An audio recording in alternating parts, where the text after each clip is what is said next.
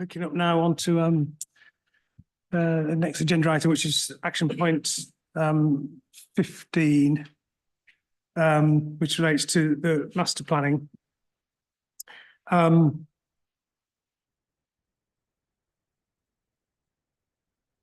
Right, so the modification, it includes a longer section in the policy, moved from a sentence in the first paragraph to a separate section, providing a bit more detail about the master planning process. So this says that the site will be master planned, as it had done previously, in collaboration with the applicant, council, community and stakeholders. And this would be funded by the applicant, but commissioned by the council. So do you want to just talk me through the thinking behind that in terms of being explicit about the council, leading this bit of work in essence? Yes, it's really to do with making sure it's done independently of anyone with a particular interest, so that the community feel that they can have buy-in to it and input to it without sort of there being a hidden agenda sort of thing. And therefore that actually that makes it easier for the council to agree to later on, because it's been done independently with full cooperation from all those parties that need to be involved.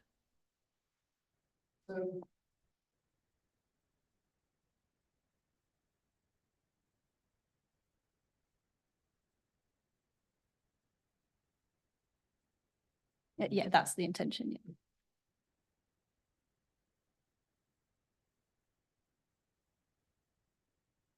Yes, it was. We think it was funded. It was funded by the council, yeah, with input from the developer.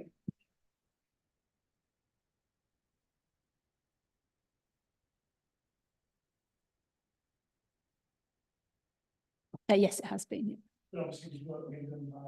Yeah. Work done out. Yes. Yeah. Yeah.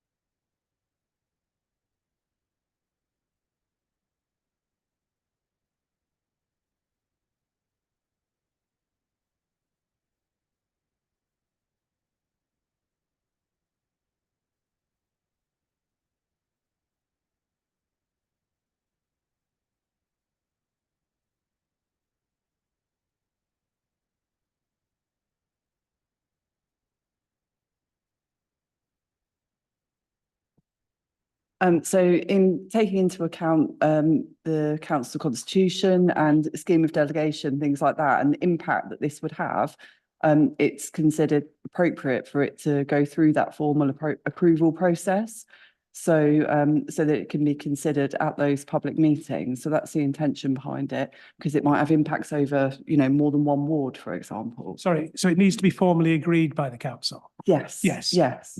Okay, so it needs to be formally agreed. So it will have a formal council status, but it wouldn't be SPD meeting the requirements of the regulations. So the way we've proposed the wording, no, that we're not proposing that it would be an SPD. We do acknowledge that the administration would very much like an SPD. So that is, we've got the 3 scenarios that we've also presented in the other documents. So, there may be lots of things that the community would like to see, such as an SPD. The way we've worded it here is that it would be a master plan, but still approved by the council as one of the options in terms of scenario 2. Yeah, okay, let's leave aside the timing issue. Sorry, I brought timing in. I was just trying to explore why. Actually, the policy doesn't say. It says it will be agreed by the council, doesn't it? Yeah. Yeah. Prior to the submission of a planning application. Yes. So the policy isn't committing. That's the point. It'll be formally agreed by the council. Yes. Yeah. The implications for the timing we can come on to. If it were SPD, there may be different implications for timing than if it was not going through that extra. So what would be the extra stages to become formal SPD as opposed to some other council document? It would be partly to do with some of the formal consultation. There'd be You know, we'd need to work through the elements of the legislation. That is set out in one of the documents here. There wouldn't be an enormous difference. So it would just need to make sure that we follow that formal SPD process. Okay. Okay, I'll leave that aside then. We'll come back to the timing of this. But the point is the council would formally agree it, and it would be before the submission of a planning application. And we know we've had discussions previously. We'll come back to the partnership's view of that. And the purpose of it being formally agreed by the council before an application is put in is... The purpose of it being agreed before the application is put in. So then that is your guide. That's to then guide the application. So it's very important that that, you know, you reach a resolution on certain matters so that it can inform the next stages of the design and the development. So if you took the example of the Sandalwood Park, we had a discussion about Sandalwood Park, didn't we? And the fact, I mean, leaving aside that whether that was SPD or it had been agreed by the council, you know, as guidance or whatever. I think it was said by your development management colleague that it was certainly very important to the consideration of the planning application that agreement was in place, you know, prior to it. Yes, so it can offer a number of benefits. There's a number of benefits to an SPD in that you do have that extra layer of detail, if you like. That then helps to inform your planning application and inform that decision making. As part of the statement of common ground, although it's not agreed, it's more of an area of disagreement. An SPD, in our view, can potentially lead to a quicker planning application process because there's potentially less matters to resolve. So there are lots of benefits to having an SPD. We do appreciate that. Okay, well, I mean, you refer to SB 17 itself providing, you know, a level of detail. But as we've been exploring today and previously, there's quite a lot of detail that still has to be resolved through various further bits of work, and they're quite significant, really, aren't they? That aren't determined through this policy. In final form anyway. I mean, the extent of the developable area, the extent of the green infrastructure, you know, the provision of healthcare on or off site, provision of secondary school on or off site. So there's some pretty big things that need to be sorted out. And again, the council, if this process were followed, those would be sorted out because they would be nailed down in a master plan, presumably. And that would be formally agreed before the planning application could be prepared and submitted. The master plan would look at, I suppose, take the worst case scenario, saying we would need land for a full secondary school, land for a completely new healthcare facility. It would take the land required, but it wouldn't necessarily actually look at the buildings for those sort of places. It would just look at where the infrastructure would go within the site. Those details about like what would be provided would be dealt with sort of possibly alongside, but not going into the master plan, because that's a level of detail that can be sorted out at the planning application stage rather than being needed at the master planning stage. But would the decision that the scheme had to include a secondary school, for example, or a sixth form centre, be determined through the master plan process? We don't envisage it would. The master plan would look at where the land would go, because the policy requires land is put aside for that. And then the feasibility work, which could happen alongside the master planning work, that could quite easily happen, but it wouldn't necessarily specify actually what provision was going to be needed, because it's the land that needs to be safeguarded, the details of which and what goes on it can be sorted out at the planning application stage. Okay. So if we took the example of the secondary school feasibility study that we've talked about today, that study could start, the master planning could carry on in parallel. The master plan will work on the assumption, well, I think we referred earlier to between 9 and 12 hectares for a school of whatever size. So it would factor that in, and it would, I suppose, then identify land for that, think about timing of the feasibility study, would think through the timing and the need, etc. So, but the master plan then would have an area of land, and then it would be agreed. but the council would agree on the basis, well, actually that land may not need to be built for that school because of the feasibility study, it would actually do something else. So how would that be dealt with in the master plan? I mean, it's almost like, well, we've got that, haven't we? Because we've got land for a school identified where it could be through the Thatcham Strategic Growth Study. We have How's it taking this on further? the Thatcham Strategic Growth Study looked at 2,500 dwellings, Yeah. and there isn't master planning work done for a smaller number. So that is what this would be looking at, is for that smaller number of dwellings on the site. So if then the planning application would put, so that was agreed and it was a plan like this in the strategic study and it identified a school. And then the planning application was worked up and it was submitted based on the feasibility study that there was an off-site solution for a secondary school. How would you deal then with the master plan with a big area of 12 hectares of land that was shown for a school? Oh, then it would be up to, the council may wish to safeguard that land for future education provision, but equally it could be that negotiation could happen, that additional housing could go on that, additional community use could be used for that land. Those things would have to be, master plan might have to be redone later on once we knew those sorts of details.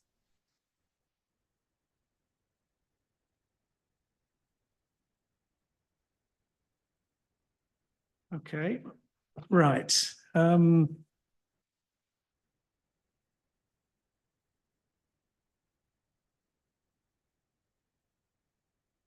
Okay, no, thank you. That's understood.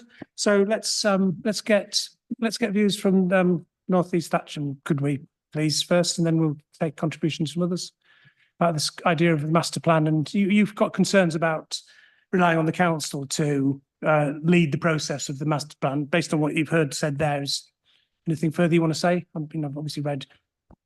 I mean, I think the what we've heard in a sense, I think confirms our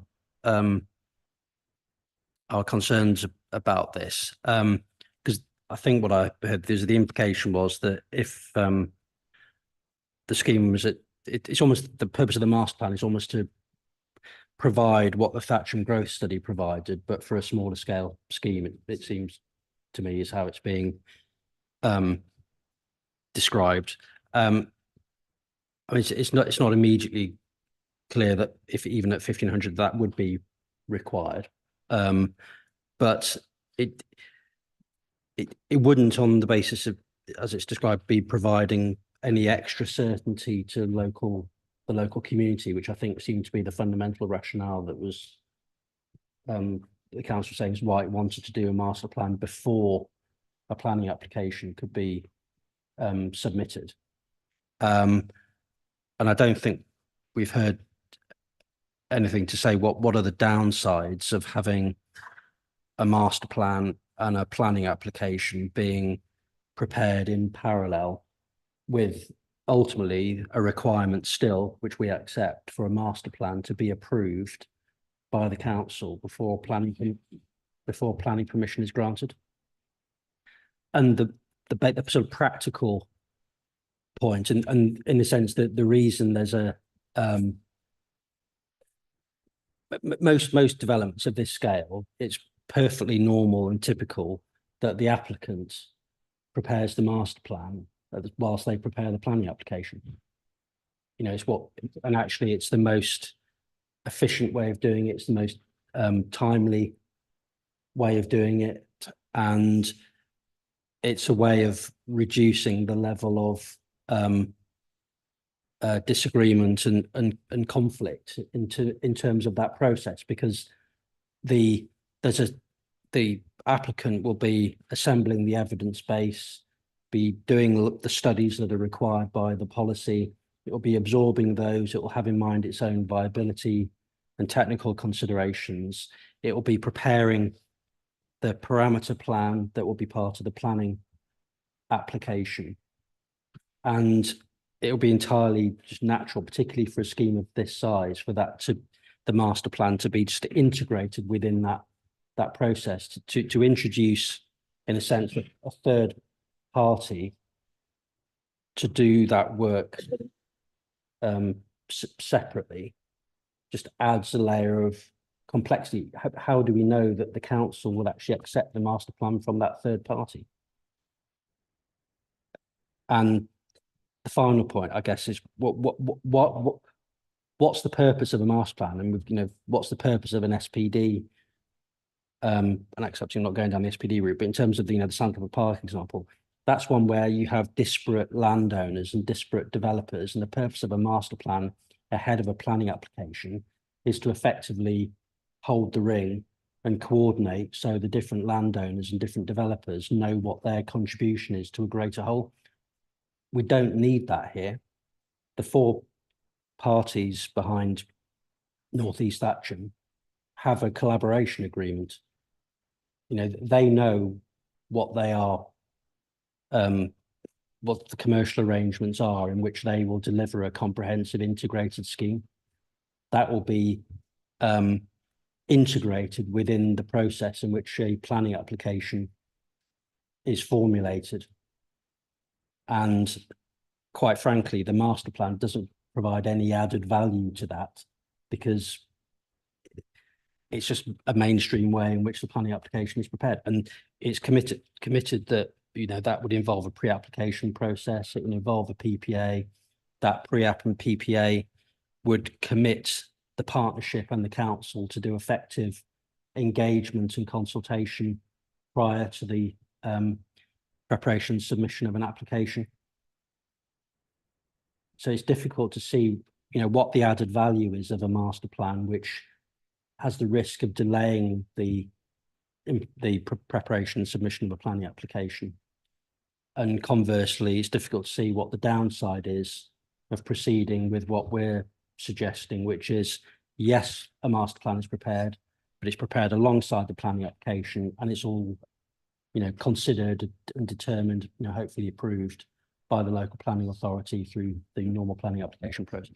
All I'd add, sir, in addition to the point about it's your guide, I think we heard, if you have a master plan, whether it's an SPD before or just a master plan before you make your application, that's your guide, the council said.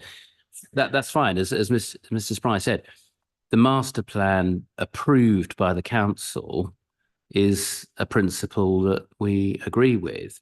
It's just the overlapping timing and the degree of control over how that's brought forward that's the issue, as you know, that we have with the council's current suggestion.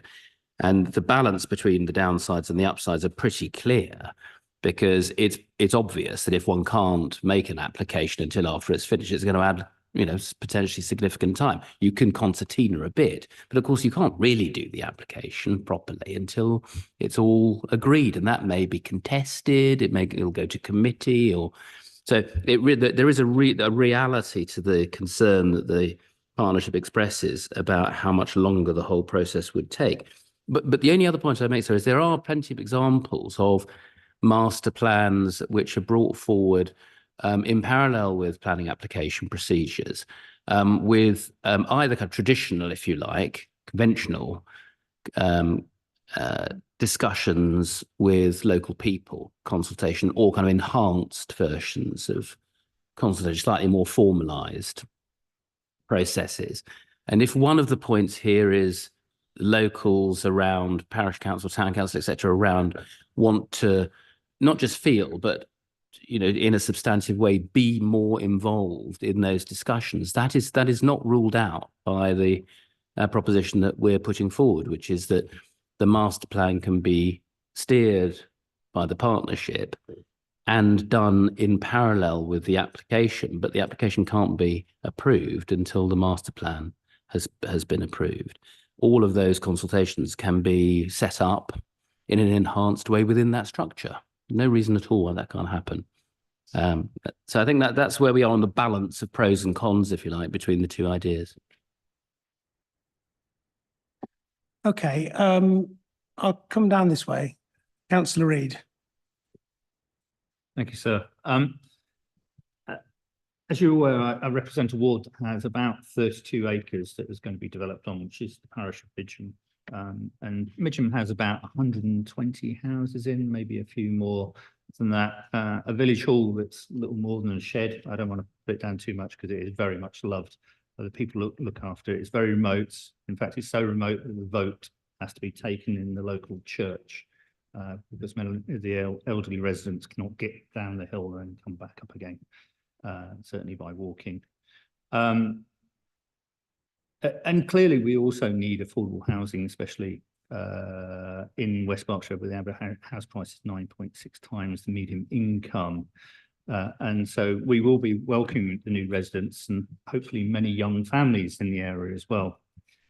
However, many residents speak to me and they say that the very rushed nature of the switch from Graiseley to North East Thatcham meant that they felt there was very little engagement with them, and a chance to really understand and have those town halls, those village hall events, which meant that they could understand really what they would be expecting. What are they signing up? What are they instructing me as their representative to vote on when it comes to an adoption or even a planning application?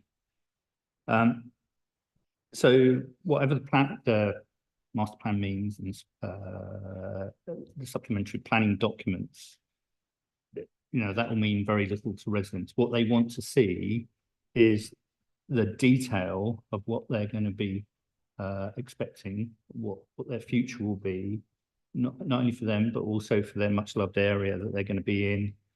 And that they're going to be part of that. And there will be face-to-face consultation and inclusion from the planning department and from the developers. And that should be part of an agreed engagement plan. So that they know when to expect these things, not just an announcement next month there's going to be this. Actually, right up front, there should be agreed communication plans and expecting when their village hall or when their local church may be hosting such an event and what they're allowed to say and how they can feed back so that they can feel part of that. So this time that there will be consent from the community, which they believe they did not get previously. It was very rushed, very online, which many of the Embley residents don't even have an understanding of how to use that.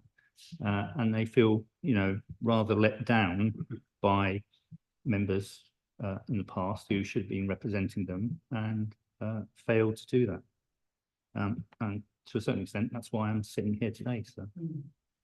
When you say the residents want to see the detail of what's proposed, if you had a master plan exercise, whether it was done actually led by the council in advance of a planning application or whether it was done as part of an outline application that was just an outline application, red line, but it would then follow that the master plan had to be approved. What would you want to see that master plan actually decide, if you see what I mean? Because would you want, as part of that process, before the planning application is finalised and approved, whether, that the master plan decides whether there is going to be a secondary school on the site, whether there will be a health centre on the site, and where it would be, and where the primary school would be, and those things, rather than it being, well, if there was a secondary school, it would be here, and if there were a community centre, it would be here, but it may not be because it may actually be off-site somewhere. Is that the sort of level of specificity you're sort of suggesting you would want and residents would want? Absolutely. A few examples. So residents saying, what does that mean to education for my grandchildren? I would like them to have great schooling, which Kent provided. Actually, when it opened up in the 50s, they went to Kent school themselves. But they all admit now that it's rather long in the tooth and maybe should move on from that. Parents who currently have children home to school transport now, some of them who are quite young at the moment still would probably be applying for that, especially if it's relevant. Does that mean that suddenly the nearest school is somewhere different from where they are now, and they would have to swap schools and be moved away from their own friends and have to make new friends send provision as well? Would they have to move their children? So getting that certainty earlier, which means it's not a surprise to them, that they can plan for that, I think will help residents feel more assured that the whole process is being thought out down to the level of detail that actually affects their day-to-day lives. Okay, Thank you. Thank you. Yeah, Bucklebury Parish Council. Thank you, sir. I think the real, well, taking this in stages, the council have said one of the reasons that they feel this is necessary is to give the community more confidence and around what's going to be delivered. That's absolutely right. And I think that is one of the main reasons why we need this master planning process, is because there's still so much ambiguity around some of the elements on this site, notwithstanding that we're still talking about an order of 1,000 units in terms of where things might end up. That is a significant level of ambiguity that exists for residents of why it clearly can't proceed straight to a planning application stage. There's a lot, as you're aware, sir, that's come through in recent years around design codes, around design elements within national planning policy. There's a lot of guidance now within the planning practice guidance around such things. So just reading from the elements of how can master plans be used most effectively, this is what the planning practice guidance says. It says for local authorities, they can help to clarify design expectations early in the planning process, to set a clear vision for the site, inform infrastructure and viability assessments, and identify requirements for developer contributions or other investments. Those are all matters that we say are very much up in the air, despite everything that you've heard, despite the evidence in front of you. And that is why a master plan would be effective. And it talks then about master plans being produced by local authorities should be adopted as supplemental planning documents to give them weight in decisions on planning applications. So the guidance on why they're needed and then what needs to happen. And there's acknowledgement of that. It says master plans can often apply to schemes that are developed over a long time period, and so may need to be subject to regular review and be flexible to adapt to changing circumstance, which we accept. There is a lot of other things within the planning practice guidance around master plans and their use. And we say, well, that is so important in this aspect. But also put back on the table that we have concerns which remain, fundamental concerns which remain about the sites around issues of transport and ecology. You've taken our points on those, sir, but those are other things that we say a master plan would be able to relook at. And there's important aspects which, from our perspective, on this side of the table, remain unresolved as a result of this local plan examination. And again, those are matters of fundamental concern by the local community that need to be resolved.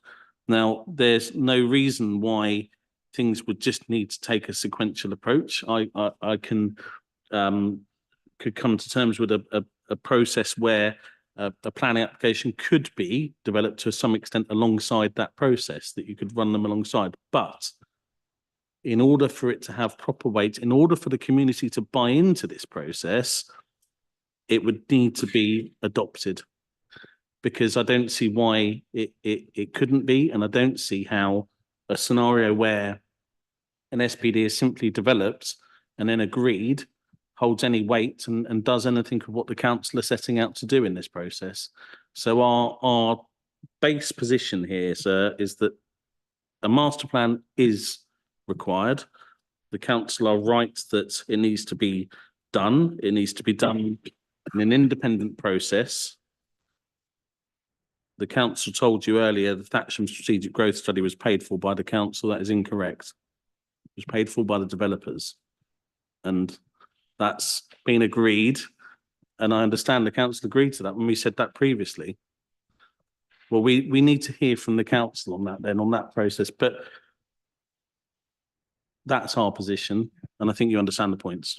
Yeah. So, yeah, I mean, I suppose, well, let's hear from town council and some others. Okay, thank you, sir. So I agree with Bucklebury Parish Council. It is our clear understanding that the Thatcham Strategic Growth Study was paid for by the developer. I think there is evidence behind that in our Regulation 18 consultation response. Certainly, we heard that directly from the council.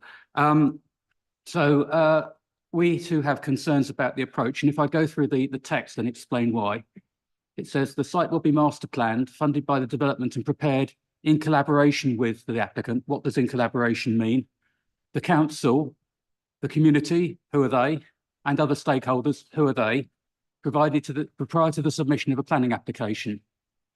Proposals must have regard to and demonstrate how they have been guided positively by the agreed master plan. What is the process for their agreement?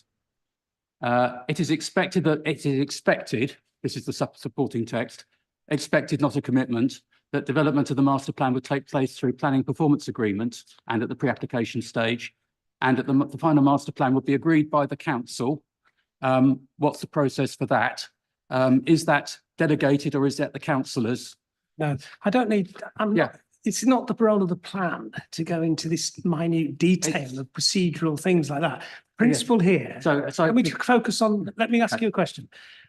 The principle suggested here Yes. is that it'll be a master plan yes, and it'll be agreed by the council. yes, So I'm not worrying about how it's agreed by the Okay. council. There's a distinction between whether it's formal SPD or not, but it will be agreed yes. and it'll be prior to the application. Yes. So are those things that you agree with? Provided that it's an SPD. It has Yes, to be an SPD. But in fact, I think that the PP, what's it called, the alternative is it's not possible for a council to agree matters of policy through that because that would predetermine the planning application. The alternative, what's it called, the planning practice. All right, I've got my computer is planning performance agreement is intended, the wording in the in PPG is it's a project management tool intended to agree timescales, actions and resources. It is not intended to agree policy. And if No, it's done- I don't. yeah, I think the reference to a PPA, I think, was to say that they'd secure the funding for the master plan through the planning performance agreement. That's what the council said. And then the council would lead Okay. the council would then right. be yeah, okay. responsible for managing the consultants, and then they would agree Yeah. the SPD or the guidance before the application submitted. So I think you're supportive of that. Yeah. We are supported, provided it is an SPD, and of course, SPD has a clear legal process behind it, whereas everything else is unclear. So, If yeah. it's not. Thank you. Thank you. I'll come back and I may as well take contributions from town and Nexus. Town first, please. Thank you, sir. I'm fortunate in having had experience of master planning and delivering quite a number of strategic sites. And in my experience, that master planning exercise always requires the strong coordination and guidance from the local planning authority. I was interested to read the examples of SPDs given in the Litchfield's briefing paper. And I draw your attention to the Dunton Hills Garden Village SPD, which is an award-winning SPD produced by the council on the basis of a framework master plan produced by the developer. I think the difference there is that the adopted Brentwood local plan under its policy R01 gives 5.5 pages of very close text, which is really robust and certain in its wording about what should be provided. For example, in relation to secondary schools, it gives the amount of land required and other provisions, etc., etc. So I think under SP17 doesn't provide that kind of guidance, and there is a risk that without the advice and oversight of the local authority on factors such as layout, heights, densities at quite a detailed level, that it will really run into the mire and be delayed. For example, I'm involved in a site of up around 6,000 homes in Cambridge, adjacent to one with which Mr. Warren is very familiar. There we have a draft area action plan, which the council has produced, which has been formally agreed by members, but not subject to consultation. But that has provided the basis for a framework master plan developed by ourselves as developers, which very clearly states heights, densities, acceptable of uses in certain areas, green infrastructure buffers, down to quite considerable detail, and they would be the things that I would worry that if the council didn't have adequate oversight of those factors, then it will be a much longer process overall. Do you think, based on what you're saying there about, well, ideally you'd have a greater clarity in the local plan policy itself about what is needed and where it should be, and then the master plan sort of fleshes that out in detail. If this local plan policy leaves certain things that are still to be resolved, what does that say for the SPD process or the master plan leaving it aside? Yeah, it's the hackneyed old joke about how would you get to a place, and well, I wouldn't start from here. Yeah. You know, approaching this as a rational strategic planner, you would want to see a lot more guidance and in the policy itself, which could provide that kind of certainty, which the developers could be secure in their understanding of a master plan led by a developer. Okay, Nexus. Yes, thanks, sir. Very similar points to make to Mr. Black, so I'll keep it brief, but it seems to us that the council want to have control of the process. They want to make sure that proper consultation with stakeholders happens, and they want an ability to approve the master plan. These are all things best achieved by adopting that master plan as an SPD, which has legislation covering its use in consultation, in approval, and in decision making. What's being described by the council is tantamount to an SPD. It's just that they're not looking to go to the next step in terms of the statutory consultation with the public and with elected members, and that is a matter which, in the policy SP17 and the supporting text, they're considered to be a critical component of delivering this site successfully. Ultimately, our view is that the SPD would give the council a lot more control, both in preparing the master plan and in decision making. And what we've heard from the consortium is that a lot of background information already exists in the growth study, their own work, the strategic vision. This could all be refined and taken into an SPD. The relevant parts taken forward, those bits that are out of date could be left behind, and then the policy references the SPD in a much clearer fashion. I mean, as described by the council, it's not completely clear what status that master plan would have. But I don't think we've quite had a compelling case as to why they've opted against adopting it once it is finalised. Okay, thank you. All right. Final brief point, and then I'll go back to Lichfields from Town Council. Thank you. So just a comparison, policy RSA 17 for Purbright within this local plan, it's for 140 homes and has an SPD and requires 886 words in the local plan itself. North East Thatcham, 1,500 homes. It's difficult to count, but the last version without revision marks, which was the Reg 19, had 943 words. So for a much larger site, it is the length of the policy is comparable, but for some reason an SPD is not required. And I would say that probably RSA 17 is far more explicit in its requirements than SP 17 in addition. Thank you, sir.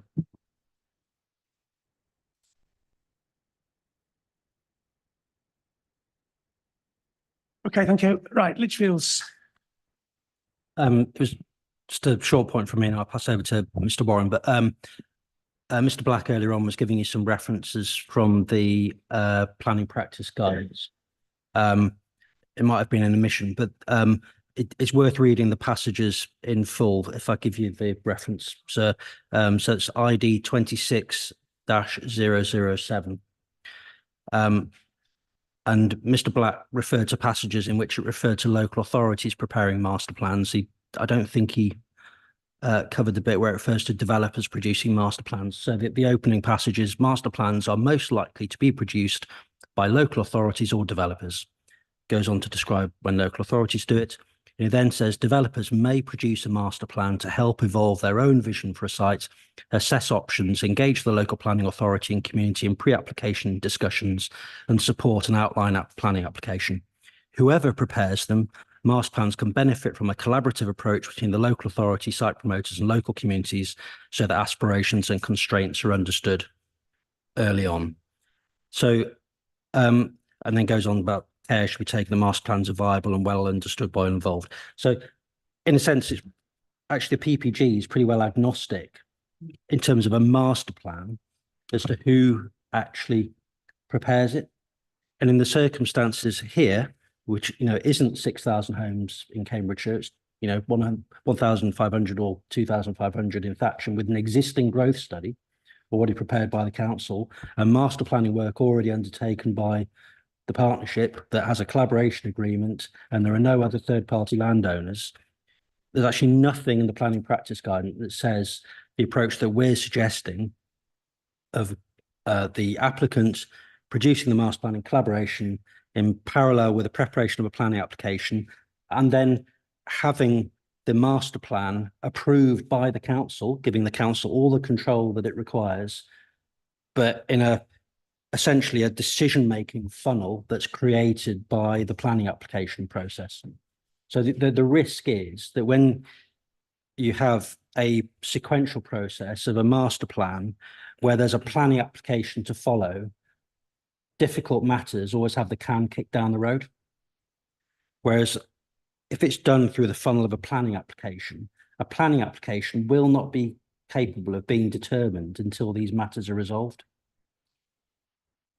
And therefore, having the master plan run in parallel with the preparation and determination of a planning application, which may include amendments to that application and reconsultation through the process of it, is ultimately the most effective way of actually making the master plan an effective mechanism for guiding the form of development that's brought forward. And there's nothing before us to actually, I mean, setting aside an SPD, which, you know, the council themselves aren't suggesting, to show that there are benefits of having the master plan process removed from the unified party that's actually going to be responsible for designing and delivering the scheme.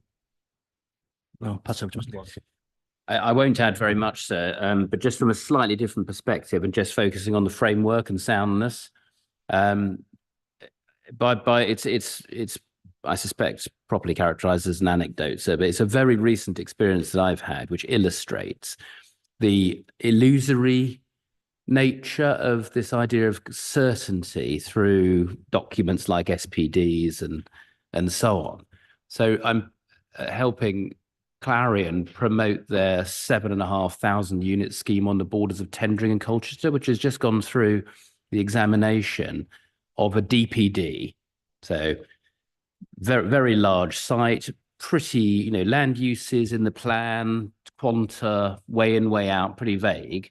And then a year and a half, 2 years later, there we are all again, including all the local representatives and so on in the room, looking at a draft document, which is a kind of framework document, not the application.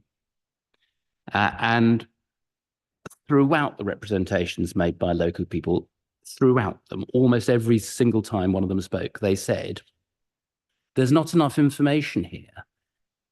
Why isn't there more information? And we and the inspector, obviously picking up the realities of the situation, said, well, those are matters that detail can only come at the application stage.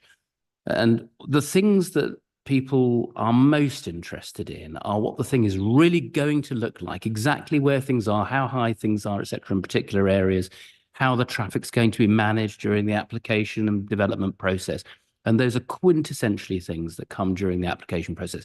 Now, if you have a process which we're advocating, which can start with master planning, so not an application first thing, but start with master planning, and then as part of that process, in comes the application. At that point, there's all manner of information, all the information that you'd have to validate the application and so on in the public domain for everyone to look at. And it helps inform the master planning process itself. And that would have answered 9 out of 10, I would have thought, of the questions that people were raising in this tendering case, because we could have said, well, of course, you can see the answer to that in this TA or whatever it may be. So there's a huge practical benefit in interleaving, if you like, the application process and one of these kind of framework or master plan processes. And the point that I make, kind of zooming out to the framework, is in the end, the process, if the plan is going to say you have to have a master plan approved before you make an application. The critical question is that effective in terms of the soundness tests? And the answer that we would invite you to accept is no, because it would cause overall delay without commensurate benefit of certainty for local people or more control, because the certainty is illusory at these earlier stages, as I've said, and the council gets all the control they need anyway through approving the master plan. So it's very clear in our view, sir, that the NPPF compliant way would be to interleave the master planning process with the application.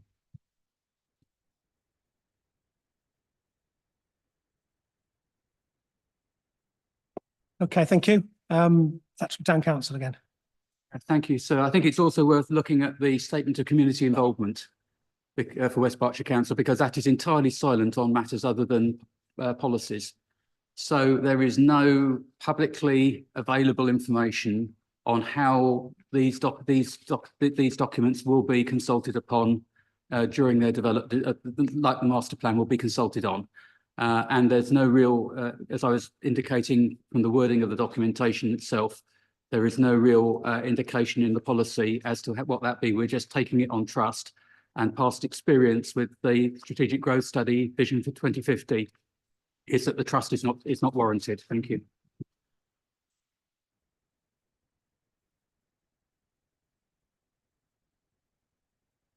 Bucklebury Parish Council again. Thank you, sir. I think you have the points from various people on this. Just to separate more of a question through you, if I may. So the council are saying within the added text, you've got the reference to the master plan, and you have the points on that around how that should, and then there's reference to a design code as well, and that being prepared by the developer agreed with the local planning authority, and it sounds like that's being secured by a planning condition as part of any outline planning permission. So I think there was a bit of uncertainty from us around how what that design code is, what it's doing, and the process where that comes through. That only that amount of text. There's quite a few questions from us around what that actually means and what the purpose of that is and how that would work. The design code element of it. Okay.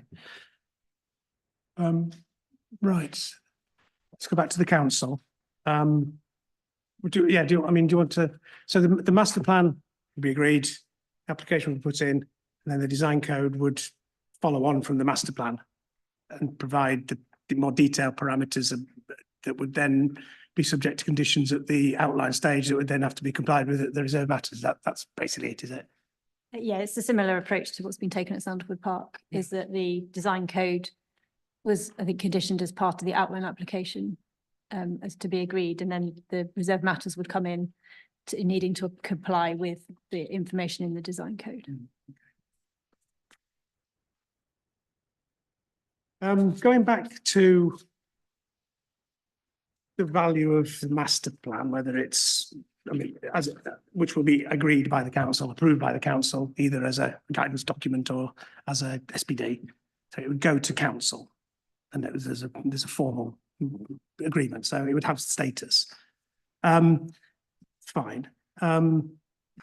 The benefit that would have, obviously, is the things you talked about at the beginning about providing clarity,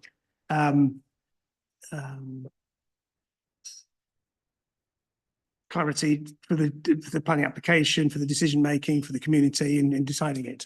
I suppose I suppose I was assuming that the master plan would be approved by the council when it had resolved the sort of issues we've been talking about again today, about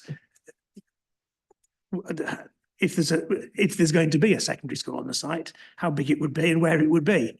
If it doesn't resolve things like that, how much further is it taking us, other than it's just sort of updating this slightly to reduce the layout from 2,500 to 1,500 and then leaving the detail for them to follow through the planning application process? I think that is what the aim of it would be, is to, we acknowledge that the growth study is for a higher number, and if the number in the plan had stayed at 2,500, that would be the master plan that was in the plan or something very similar. Yeah. But because that hasn't been done, that's what this master plan is looking to do, is to, you know, plan for the development at the 1,500 scale. If this plan cannot be modified to clarify what this development is actually proposing on site in terms of healthcare, community centre, secondary school, if those things are all left in the plan as they could be on site or they could be off site, I mean, the best you seem to be able to say is it's likely that it'll be on site, or it may be better to be on site, but it may not be better because we haven't done the feasibility study yet. Isn't there an argument to say, well, okay, surely then those things need to be resolved formally, and the best way to do that is through the master plan, not to have a master plan that just carries forward that uncertainty and leads it to be having to be reviewed again when the application's worked out the answer. Or possibly through an SPD. I think if that level of detail is needed, maybe that's, you know, that's what I'm hearing today. That's what the community is suggesting as well, that to get to that level of detail would be the SPD. So I think an SPD is quite often more detail than the master plan that we've just talked about. So if that's what you were suggesting, that sort of level of detail, if we want to get to more level of detail, would that happen through an SPD? Is it detail, or is it just clarity about what's decided, about what is proposed on site? Sorry, yes. Yeah. Okay, I'm calling it detail, but yes, to clarify those things that need that additional work. So it's going into the detail of the additional work, isn't it? So that you've got clarity on those matters. Maybe that would be a better process through the SPD. So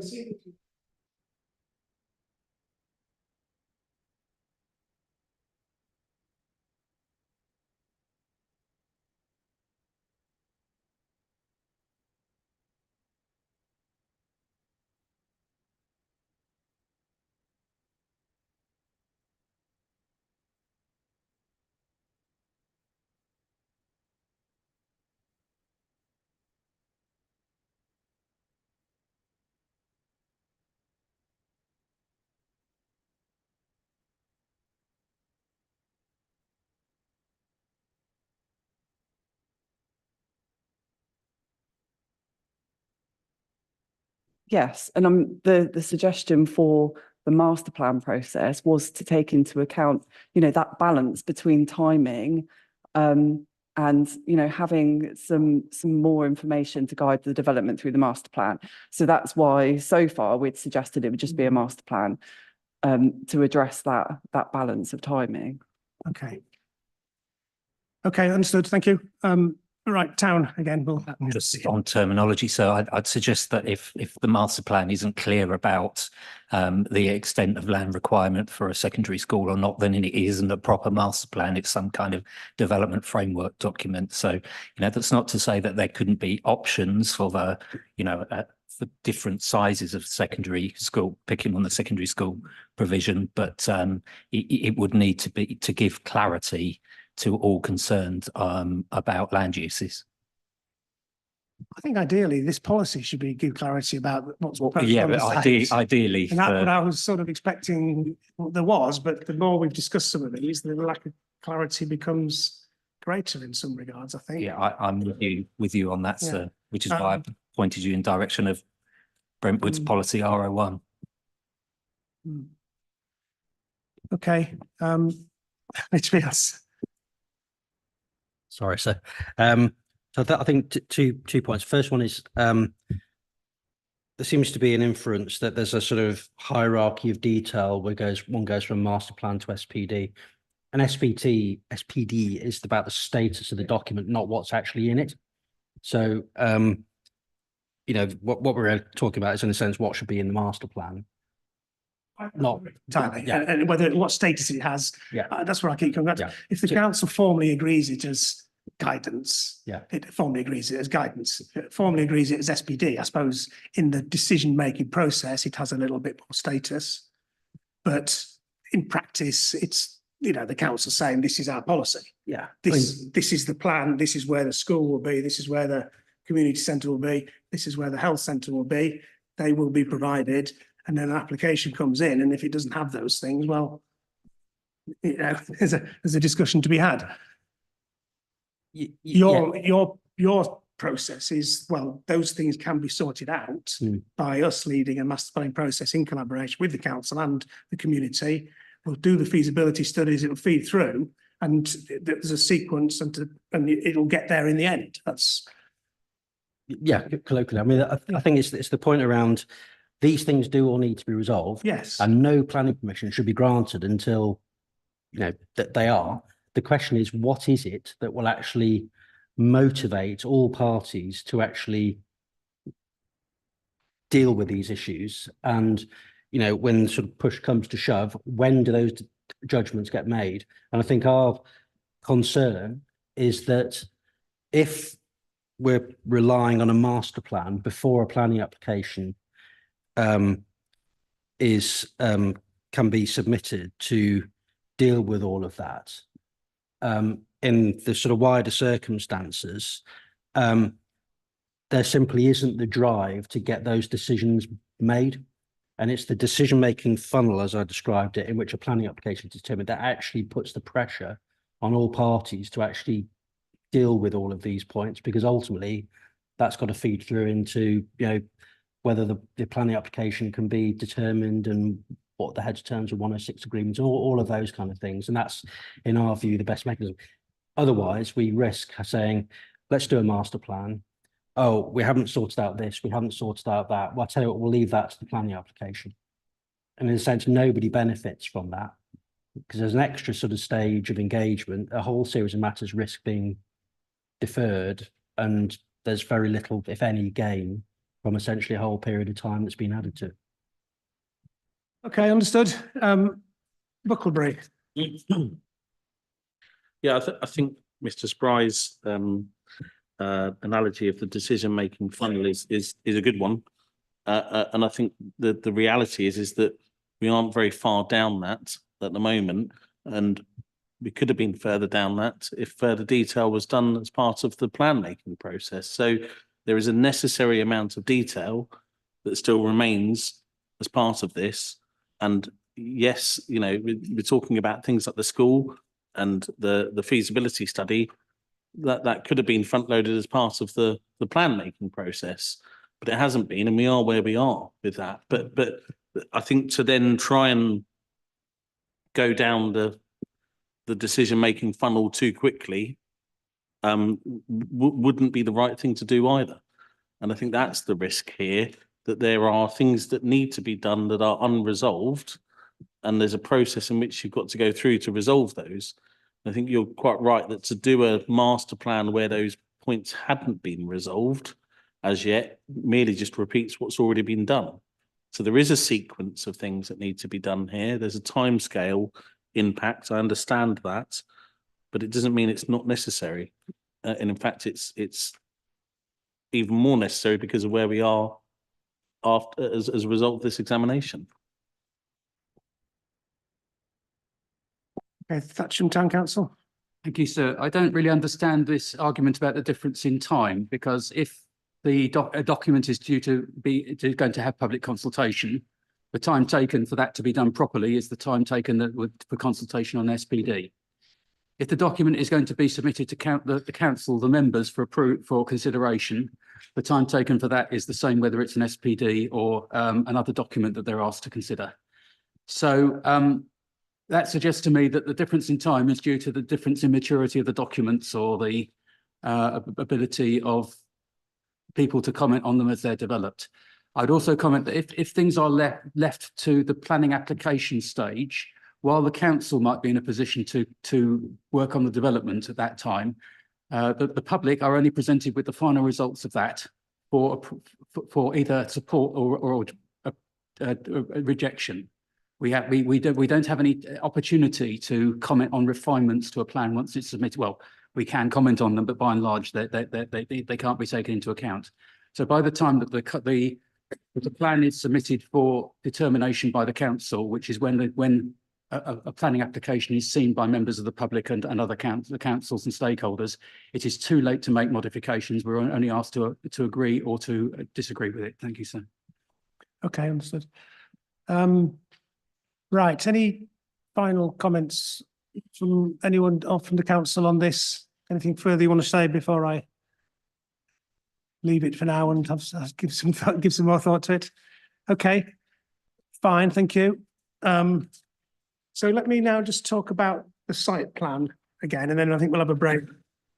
Try and cool off and then before we come back for the final agenda item.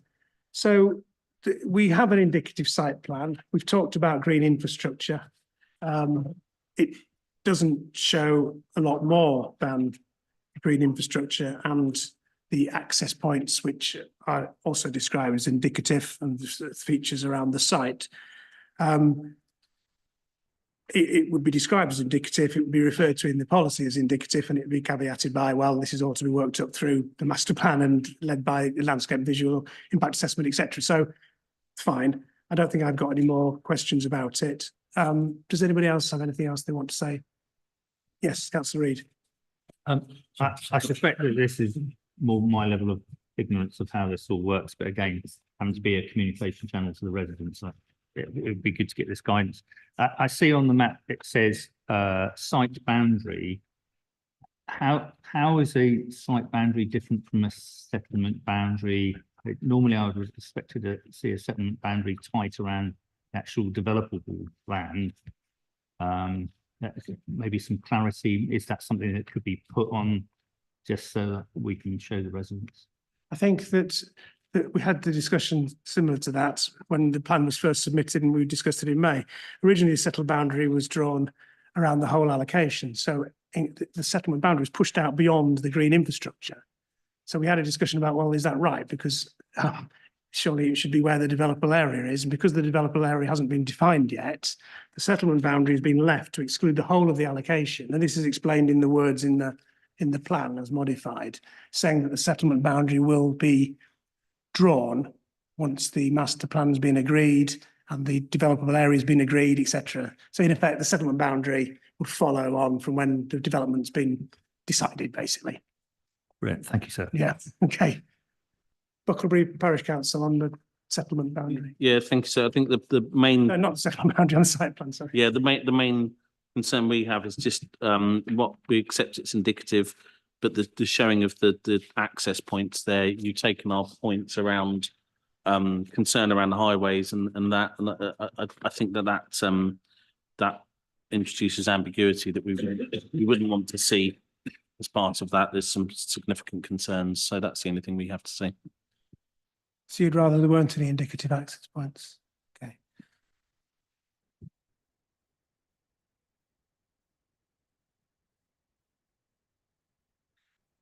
Okay, Thatcham Town Council. Thank you, sir. So my understanding is that when the main modifications are agreed, the document will be submitted for consultation, a public consultation period. And the map as it stands, it will cause considerable consternation. And going back to our previous point, it was very important for elected members, both on West Berkshire Council and the parish councils, to be able to say, this is how you will have a future opportunity to comment on this. And the SPD provides that, and there's no other information that we can point to reassure members of the public who would be wanting to comment on this element and other elements of the main modifications. Thank you. Sorry, I don't understand the point. The fact that this plan, this indicative site map was included. Yeah, the point is that I think agree that the need for a map to be included, but it will inevitably cause consternation by what it shows and what it doesn't show. And the way to reassure people is to say that they will have a further stage. There is a formal further stage of consultation at that point, and that formal one way of doing that is an SPD. All of the other alternative ways are based on things that cannot be referenced at the present time, and therefore not binding commitments. Thank you. Okay, understood, I think.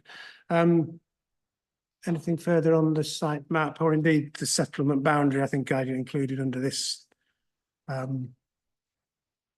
Well, sorry, I put down AP 22 and AP 23, which was the site plan. It was also the text describing its purpose, but it was also, there was a bullet point about updating the settlement boundary, which is what you've done now to exclude the whole of the allocation, explain that would be looked at after the development's been decided including the idea of a strategic gap, and then the designated industrial area would be brought within the settlement boundary. Okay, anything you want to say about the settlement boundary from, no, okay, thank you.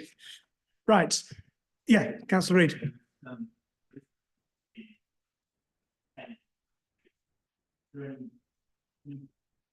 Is this for the Sorry, green we just switched infrastructure? on again. So there's in AP 22, it's got an area across the northern side, northeast Thatcham, and to be retained in perpetuity, which is the green infrastructure. Yeah. Is there a legal definition? Could another administration come along and just say, well, actually, in perpetuity, just for that administration at the time, and we can change our minds whenever we like? Is there a way of, what will that green infrastructure be held in trust? Would it be held by Thatcham Town Council? Do we need to know that at this level? I'll let the council answer, but quickly, do you want to? Okay, so just to go back to the point we made about Vision 2050, that document shows this this area as being considered for the subsequent development period. So that Vision 2050 undermines this statement. Thank you. Okay. Litchfields. Thank you, sir. Just so I'm clear, we're still talking about the indicative map, Yes, yeah. right? And or the settlement boundary, which I rolled into one. Yeah. So I think on the indicative map, I think our basic comment on what the councillors put forward is it doesn't look indicative. This is the green infrastructure boundary again. Sorry, the green infrastructure. yes. So Yeah. in a sense, and to the point, I guess that that Mr. Pike was making for members of the community, it suggests a degree in reality, it absolutely hasn't. Hence why, whether we've presented precisely the right approach or not, but something that sort of looks genuinely more indicative, where one could sort of draw, some different options could emerge from interpreting that indicative plan would be the right approach to take. I think and that accentuates the fact that if one just this slight point we've just on the master plan, but also the indicative map, if one looks at the policy, the number of work streams that are required, for example, around the green infrastructure, around sustainability, around the transport assessment, around the water supply and drainage strategy, the biodiversity strategy, the LVIA, historic environment strategy, the mineral resource assessment, the lighting strategy, all of those ultimately the form of development on the site and the configuration of uses and heights and all of the things that were being discussed as conceived and as set out in the policy, both as originally submitted largely and as now proposed to be modified. All of that is linked to the planning up development proposals. So, and apologies for linking back to the master plan discussion, but the ability of the master plan ahead of a planning application to be provided the degree of and specificity that some round table ahead of all of the work that the applicant is required to do as part of the planning application is difficult to reconcile, and hence why as a way to go. So I do apologise for jumping. No, but it just no, I mean it links back to this point about the indicative guide. Yeah. It flags essentially how that the requirement to have flexibility in what is set out on a plan before one has gone through the very steps that are required for the application. yes, I mean the fundamental point about the way the policy is expressed, most of the things that it deals with are in effect, sort of setting an issue that needs to be addressed, but also setting out a process by which it is going to be addressed through a feasibility study, a strategy, an appraisal, an assessment, or whatever else. Some of which could quite normally and absolutely clearly be left through the planning application process. And I think this comes to the nub of the point, really. Some of which, though, one may expect to have been done to inform the policy itself so that it provided more clarity. Or I suppose the other issue is, or quite properly should be done to inform the master planning process before, well, the master planning process, shall we say. So, but I suppose you might turn that around and say, well, yes, exactly. Hence, let everything happen in parallel from now on. Well, Yes, okay. I think, right. Let's leave it. Anything else you want to say? I don't know how much clearer it can be. It says indicative. So On the site plan? yes, on the Yeah. site plan. Yeah. So however it's drawn, it quite clearly says it's indicative. And there are words that go further than that. Exactly. Exactly. Yeah, understood. Right, okay, look, let's have another break there. It is now, what is it, just after 22? Let's come back at 3 o'clock. I don't suppose the room would have got any cooler, but maybe we open the door. Maybe if we do leave the doors open, it may help for a little bit. So we'll come back and move on to the final agenda item, the timetable for development.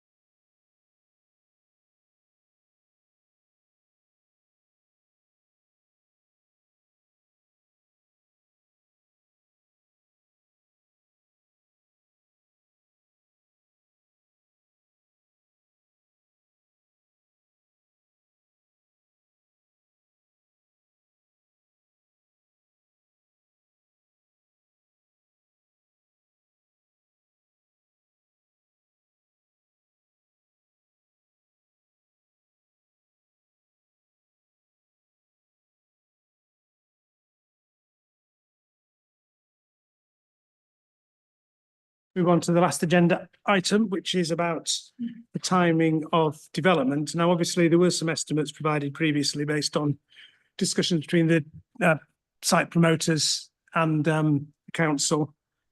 I think maybe we better close the door. It's a bit noisy, isn't it?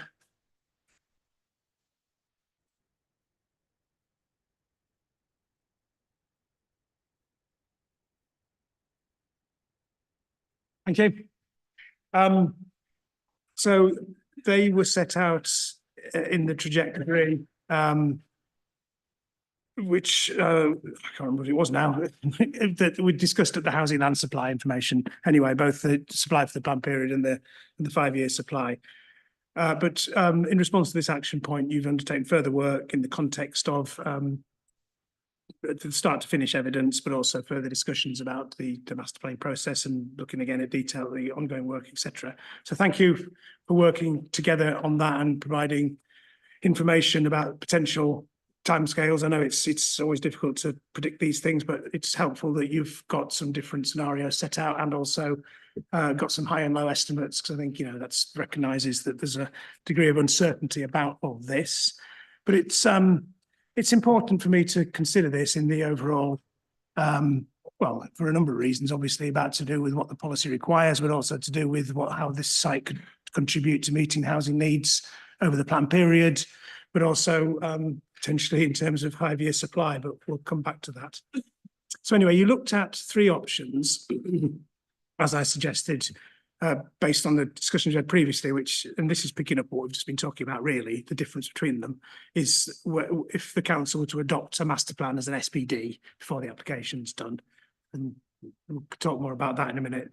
The second option is in effect, the preferred option, I think, in the way that the SP17 is being written, which is the council agrees a master plan as informal guidance, or whatever we call it, prior to the submission of application without going through the full SPD process in terms of the status. So I think I might just, but option 2 is premised, I think, on the partnership leading the work, which isn't quite what the policy is proposing. So I suppose that's maybe an area of difference between you, i.e. I think you may say, well, in which case it could take longer than that, irrespective of whether it's SPD or not, but we can pick up that.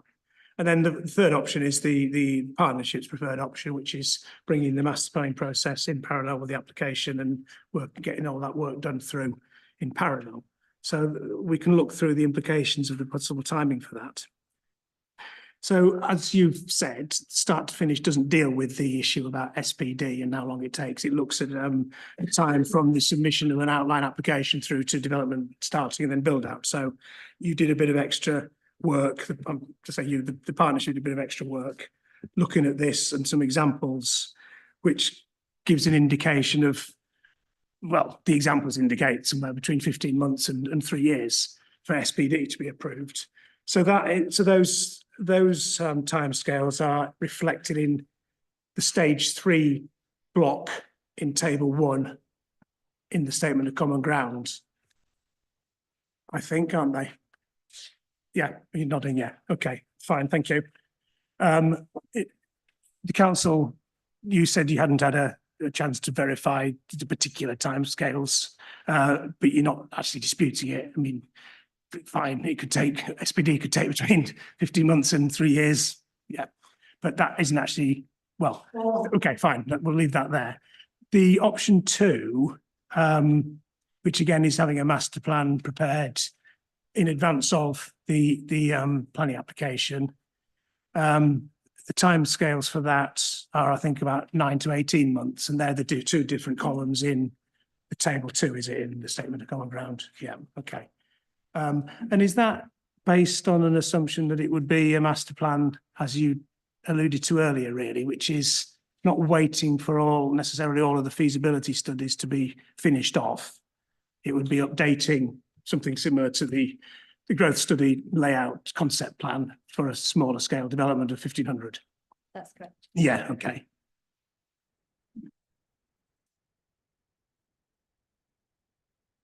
Okay, thank you. Right, so in terms of what the different stages are, you've set out times. Can I just jump to what they show for the when the first completions would be? So under, just to make sure I'm reading it right, that so for the SPD option, the first completions would be the second half of 2031 at the earliest, but up to the second half of 2033. That's the sort of broad times for that.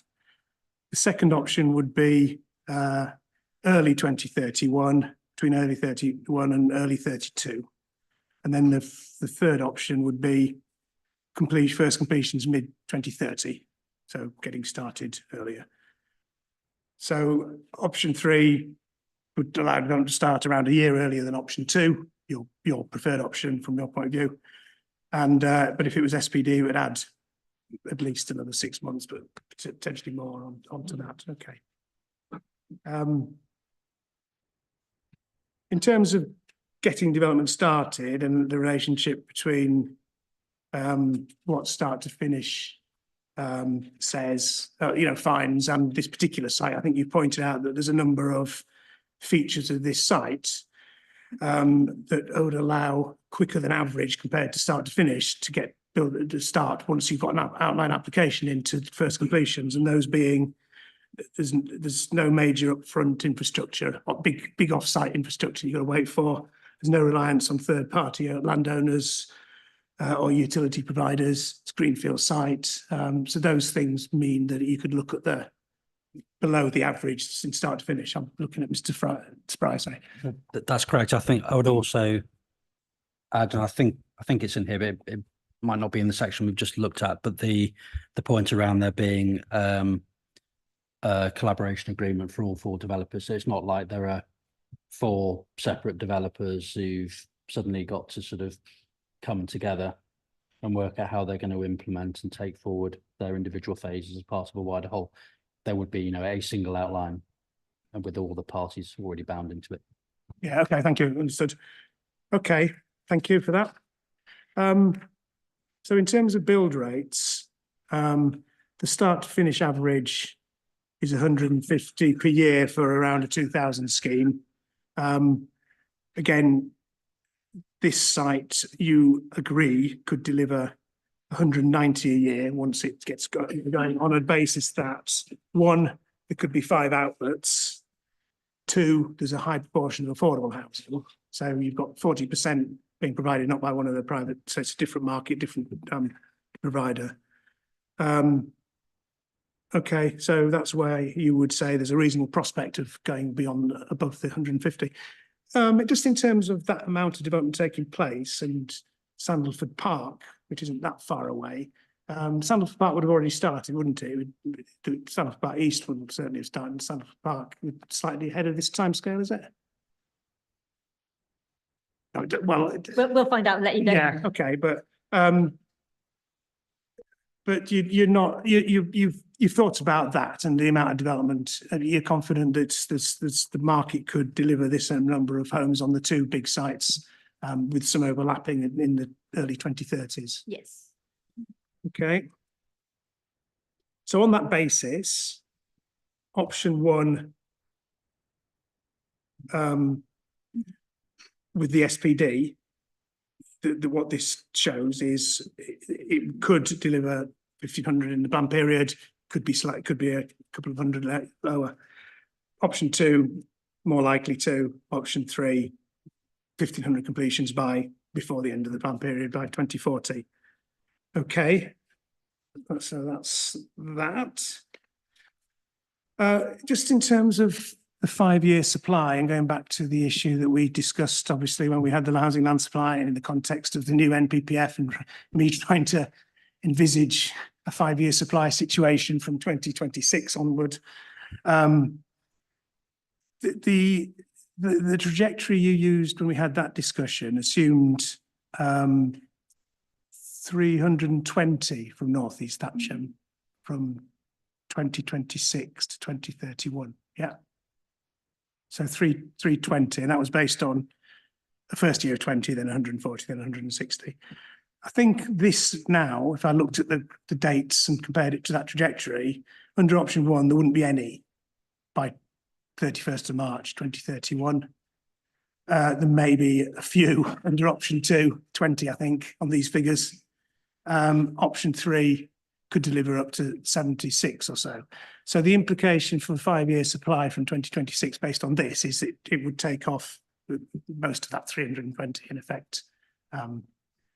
In terms of that element of my considerations. Okay. I've not got anything else to ask about that. Is there anything you want to say before yeah. Do you want us just to provide clarity on the 5-year supply sort of separately? I don't have the figures right now, but we can provide a note if that What, helps. those figures? Yeah, Just to clarify. yeah, what our fine, you could do. understanding is. Oh, well, leave it with me. Okay. It may be part of a broader Yeah. issue that I'll need to think about and ask for potentially further information about. I mean, that sounds right, but I'd want to just check Yeah, the yeah, figures yeah. before definitely Yeah, saying. yeah, okay, thank you. Right. Okay, thank you. Anything that the partnership wish to say before I get contributions from others on this? No?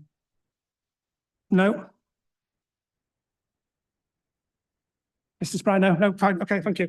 Right. That's okay. Right, let's see what others think. You've had a chance to, well, you've had a chance for a couple of days to have a look at this. Thank you, sir. Yeah, interesting couple of days reading. I don't want to repeat my evidence that I referred to when we met earlier. But in terms of delivery rates, I would find it extremely surprising if the rates set out in the paper can be achieved, not least of which, there's one of the developers is a developer of Sandalwood Park and is unlikely to be building out contemporaneously in significant numbers on both sites. I wanted to draw your attention to the requirement for a design code, actually, sir, because there doesn't seem to be any additional consideration of this in the tables. My experience, design codes are absolutely fantastically valuable things, but they take a while to produce, negotiate, and undoubtedly they will then speed the consideration of reserved matters applications. But they involve some really nitty-gritty detail with some of the council functions like highways about, what proportion of taking a section of highway, what's going to be adopted by the council, what might go to SUD's authority, et cetera, et cetera. As far as I can tell, there's only 6 months in each of the tables between approval of outline and approval of first reserved matters, and that just wouldn't allow sufficient time, even I think if Mr. Spry had design code ready to go on approval of outline applications. I'd just be interested to hear the council and the partnership's reflection on that. Thank you.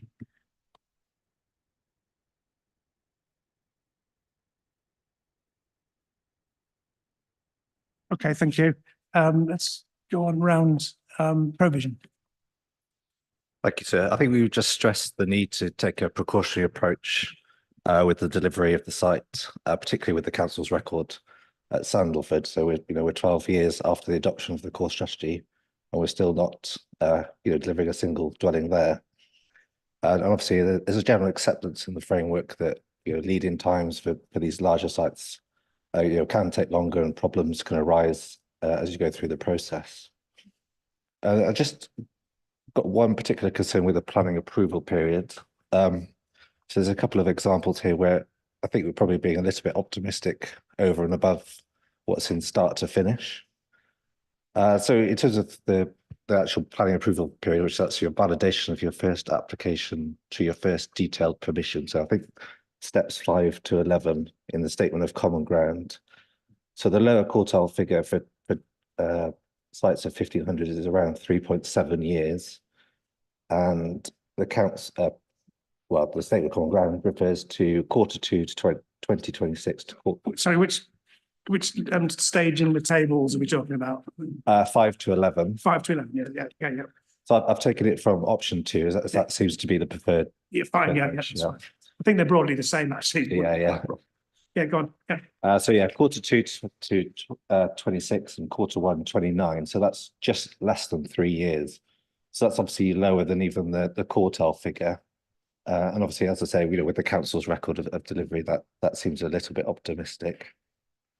So I think overall, there's the actual median is 5 years, so there's potentially there 2 years difference, which would then sort of take you up to 2032, 33, which is what we suggested in our representations.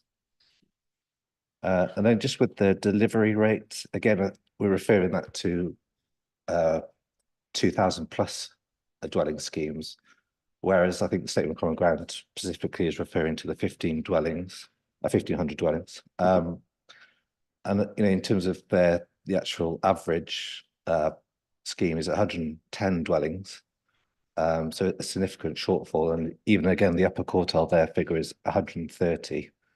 So there's big difference there, and if you take those figures, there's 300 to 400 dwelling shortfall. And then just as you say, in terms of the 5-year land supply, there's obviously consequences for that. Even taking those timescales at face value, you got 20 dwellings in 2030, 31. So you're looking there again, your margin of error in that 5-year land supply calculation is completely eroded by just one site.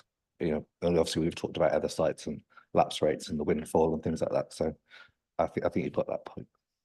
The point being that you couldn't assume any contribution to 5-year supply from 2026 from North East Atcham on this evidence. Yes, true. Particularly if you think it's slightly optimistic anyway, based on start to finish. Yeah, and also at the time of adoption, it would have to meet that deliverable definition in the framework and have clear evidence that it's going to produce those. Yeah, I'll grapple with that because obviously that's written. I mean, that's still there, but it's not directly applicable to trying to envisage the situation when you're looking ahead, is it? So it's a bit of it's a conundrum I have to grapple with, isn't it? Yeah. But you're right. I mean, the tests, the things to look at are clear in the NPPF, aren't they? About what the developer's intentions are, the progress towards an application, likely build out rates, all those sort of things, which is what we've got evidence about. So yeah, thank you. Right, Bucklebury Parish Council. Thank you, sir. I think one of the key elements we picked up is within the timetable next to option 1, the council have set out that they consider that in terms of the determination of an outline application, that can be undertaken faster on the basis of the SPD process being undertaken, and that's correct, because that allows for that proper consultation process to have gone through, much more engagement, these matters to be resolved, and that we would agree with that. And I think we would contrast that with option 3, where you're going from a situation where this plan may be kind of found sound and then adopted towards the back end of this year, straight into pre-app. And we're assuming that then that would be the consultation process as well. We would say that would need to take longer in terms of consultation with local communities. And under that instance, communities are effectively then faced with a plan and with an allocation on SP17 that has less certainty than the one that was presented to them at the outstage of this process because of the modifications that have been put together. So we say that consultation process would need to be a lot longer. And then equally, the determination of the outline application, stage 5 there, would also be longer because effectively that process hadn't been undertaken, and that's going to need to play out a lot more. So there's a consideration there that we'd like you to take into account. Yeah, understood the point. Yeah. Atcham Town Council. Thank you, sir. So I've got a number of questions about comments relating to the comparison of the processes. So the option with the SPD says that the document would need to go to full council and will go through various meetings. It's not clear, and it hasn't been clear in previous discussion, what the approval process would be for the other options. I notice also that option would, there's a mention of an SEA. And the policy SP17 has been modified so much that it requires, I would suggest it requires a reconsideration under SEA, and it's so full of uncertainty things that need to be studied in the future. That it's unclear how a valid essay could be undertaken on it. So it's unclear to me how that process would go ahead in options 2 and 3. Finally, I noticed that there is a step for marketing and disposal of land to house builders, and I don't understand how these developments proceed, but I would have thought that depending on what which house builder acquires the land, that they would require quite a lot of further, depending on what their standard designs are, there would need to be quite a lot of further applications relating to the designs that they wish to build on the land that they've acquired, and it seems rather tight. Well, firstly, it seems a bit narrow to describe that as only reserved matters, and quite tight to get through all of that when they acquire the land and then have to decide how to use it and put in the application for that use. Thank you. Okay, thank you. Anything else from anyone? Or anything back from the council? Just in terms of that final point about the marketing disposal, is the column same in each of them? Anyway, if we look, I think it's the same. It basically makes the point that there's a delay assumed for parts of the site because it's in an ownership. So is that factored into the build out rates then? Yes, it is. Yeah. So there's 12 months allowed for that to be, yeah. I think that they work out as being outlet 3, 4 and 5, and the trajectories are the ones that are associated with those Yeah. parcels.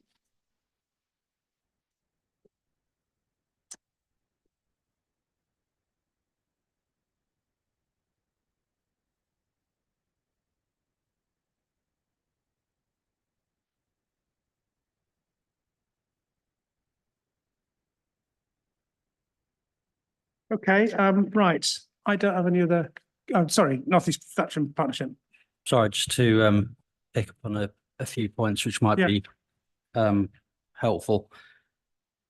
So first of all, just in terms of how one interprets start to finish, I thought we were clear in the document, but maybe not. But the Into provisions point. Sorry, is this responding to provisions? Well, yeah. So I think particularly around the interpreting sort of averages and lower quartiles and all that kind of stuff. Yeah.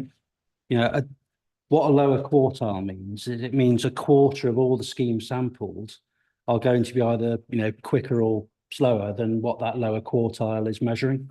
So we've made the point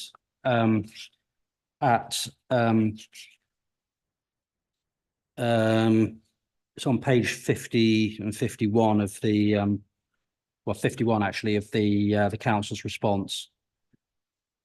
So we had 93 sampled schemes of over 1,500 units, and there are 17 with approval periods that are quicker than we were assuming for North East Thatcham, and you know, a number of them are actually below the 2 years. So, you know, lower quartile does not mean the quickest you can be.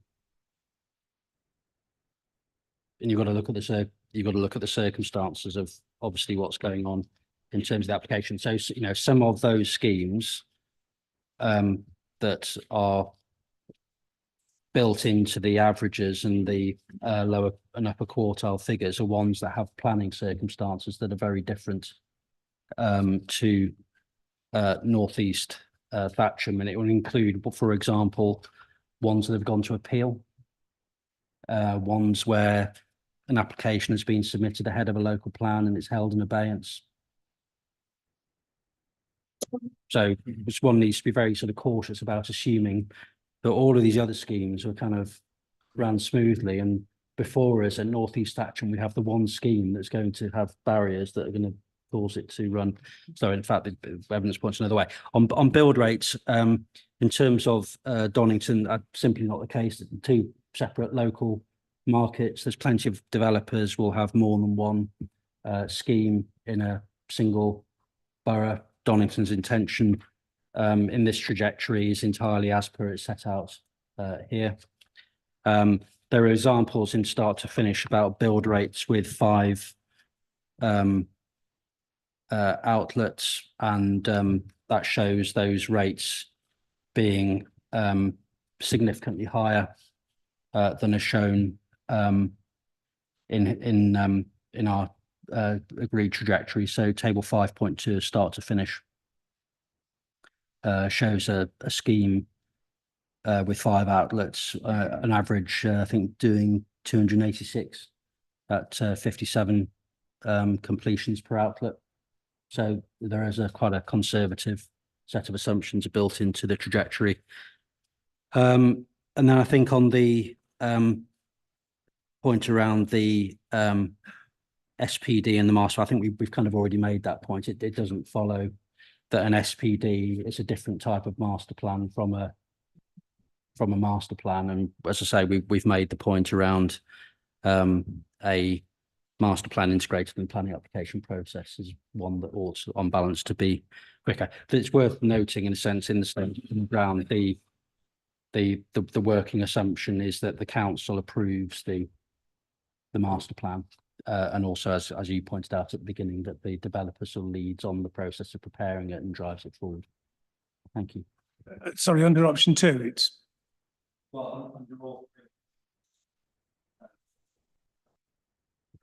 Yeah. Yeah.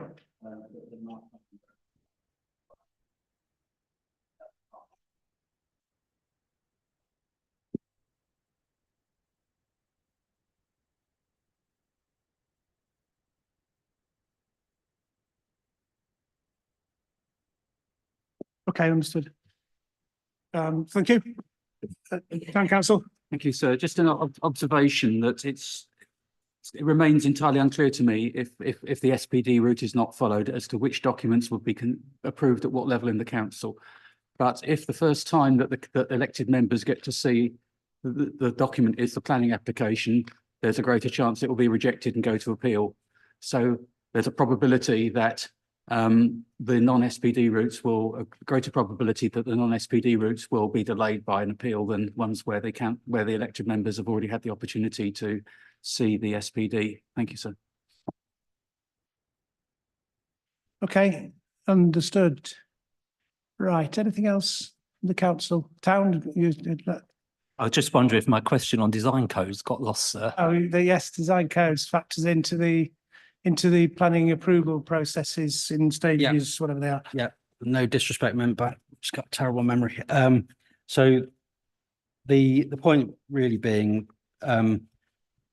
the preparation of a design code would begin in a sense in the preparation of the planning application, and would then continue through it, because the parameter plan for the application would need to be cognizant of the emerging design code, because that would start to deal with issues like width of roads and size of development blocks and so on, because you wouldn't start to crystallize what those were until you had a good handle on some of those key elements.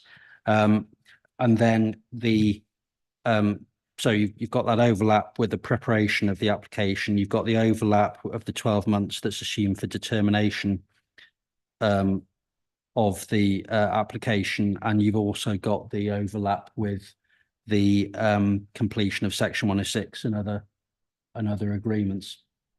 It's also conceivable there might be some elements of the design code. So in a sense, it's an iterative process. There's a number of different elements to that, where you might have elements of detailed design code actually being worked on in parallel with reserved matter submissions. The key thing is that a design code would be tied in to the outline planning permission. There will be elements of a design code as part of that would already be established and as part of that. But there might be some elements, for example, house types, where there's a process pursuant to that outline, the permission on the outline, which actually requires a further approval. So just to be clear then, what you're saying is that the design code work would start at stage 3 in this table? Yes. And continue through to 9? Exactly right, because you couldn't prepare your parameter plan until you started to just Yeah. understand some of the basics that would go into that design code. So it would, so the first, so those. Yeah, okay. So it would be going on in parallel with the preparation of the planning application, the pre-app and the master plan process under your option 3 model. Yeah. And then continue after the master plan's been agreed by the council and the outline. And in terms of the initial outline, it would be pretty much all reserved matters in terms of layout, design, access.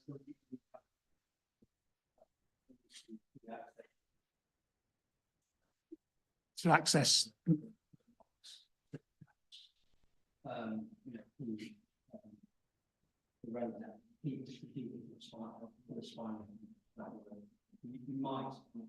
might have some perhaps the detail or part of that property that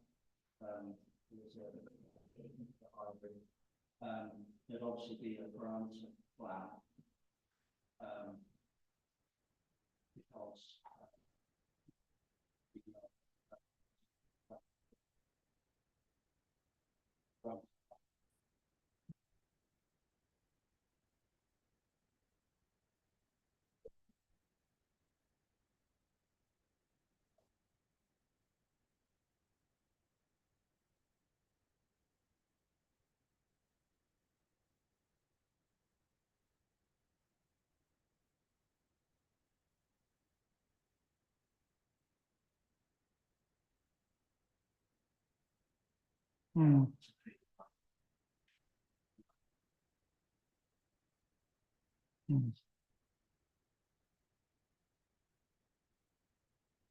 Yeah, but I suppose that comes back to the issue about the relationship with the master plan. So if you're putting your application in and you've got these parameters planned and it's showing the sort of things you just described, where does that leave the master plan? And you've got design code going on and you've got reserved matters.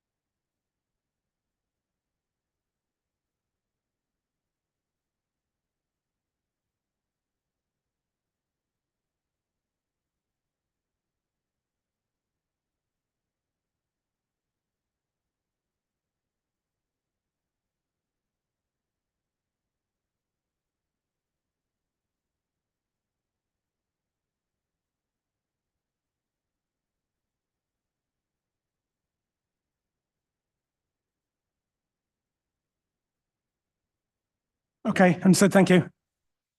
Right, anything further from anyone? No, okay. Right, so that brings us to the end of that discussion. Still more things to think about. What happens next? I will have a think about whether there's any initial detailed action points from today. There's a few, I think there was a few things we talked about early on. Obviously, beyond that, there's further things I need to think about this site, but there's also some other matters that, there's a number of action points that I've not even really thought about, responses that I haven't even thought about yet, which I may need to, ask some more questions about or further discussion about. I mentioned this morning, for example, the change to DM4, and I've got to think through how significant that is, whether there's any discussion we need about that, for example.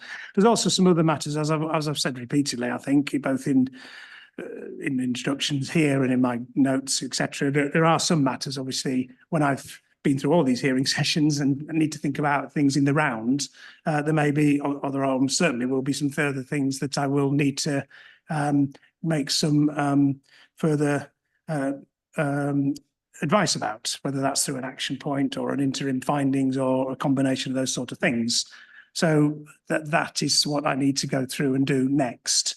And obviously, I think it's no surprise to anyone, housing land supply, clearly there's been various components of the housing land supply, both for the planned period and for the 5-year supply that we've talked about at various different sessions. And, there's further things come up today, hasn't there, about the contribution this makes in that regard. So I will think about those things and I will publish something in due course. It won't be for a couple of weeks, for various reasons.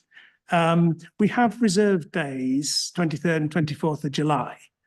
So I suppose what I'm thinking of, well, I think we just need to follow it through. When I've decided what I want to publish next in terms of any further action points or further work or further interim findings that I can make, I think at the time that I do that, I will ask the council as to what it thinks it can respond and when, and then think about what we do on those reserve days, or if indeed we need something subsequent to that, because that's 4 weeks from now, isn't it?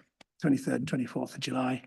So if I were to publish something in a couple of weeks, there would be 2 weeks between that and then. So presumably there's a limit to what the council could do, depending on what I ask them to do in that period. So all I'm saying is I can't really give any further guidance about that, other than those are the things that will happen next. When we get back together to discuss certain things, I can't say, but we do have the 23rd and 24th of July, which I think there may well be some things that will be worth discussing then, but there's a lack of certainty about that. So sorry, I can't provide any further clarity, but it will come in due course. So Down. apologies, there was a matter that I communicated via the. Oh, he did mention it, but yeah. you explain. Okay, yeah. so it's related to housing land supply. So, and I just a matter for the council. Understand from my colleagues at Nexus that reserve matters application relating to Newbury Racecourse 23-01100 has recently been approved, and that is the total number of dwellings has been reduced from 713 to 602, so taking 111 off the 1,500 that was in the original supply.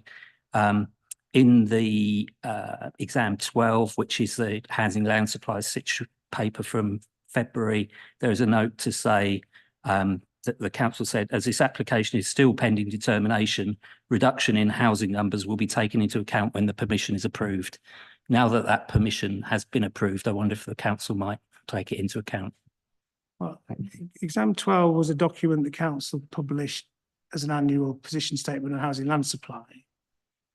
You subsequently produced a trajectory based on comprehensive information at the 1st of April 2023, didn't you? So that's the base we're using. Obviously things change. So that permission may have gone down. There may be other things that have changed. I think, well, let the council decide, but you respond.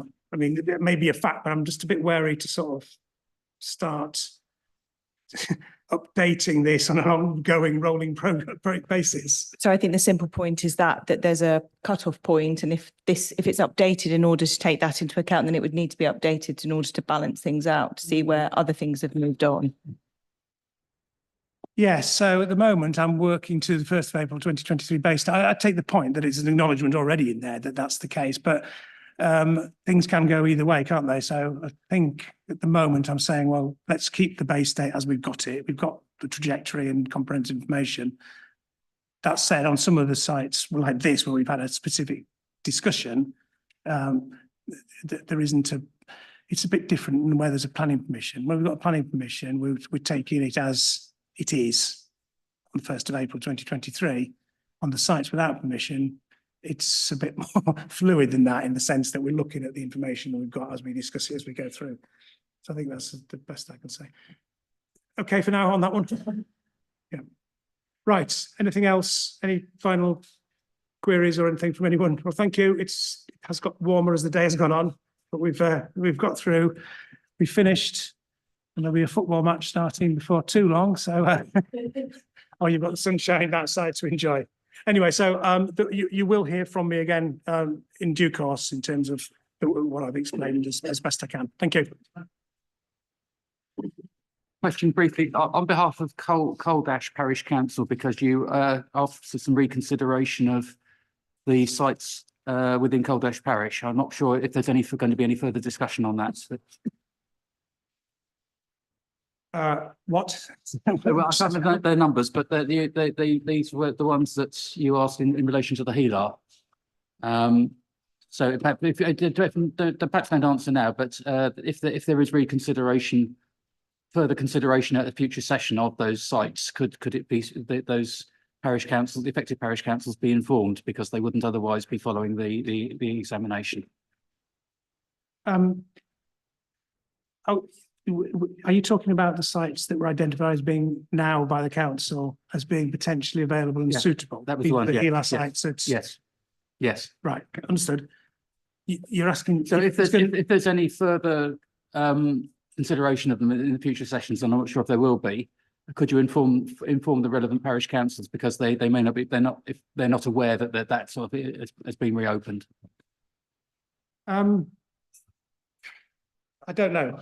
Okay. The way that we did, when the document's on the website. Yes. If Coldash want to engage with the process, they need to keep an eye on the examination process. It's not a, But they didn't feel they needed to, because at the start of the process, they weren't under consideration.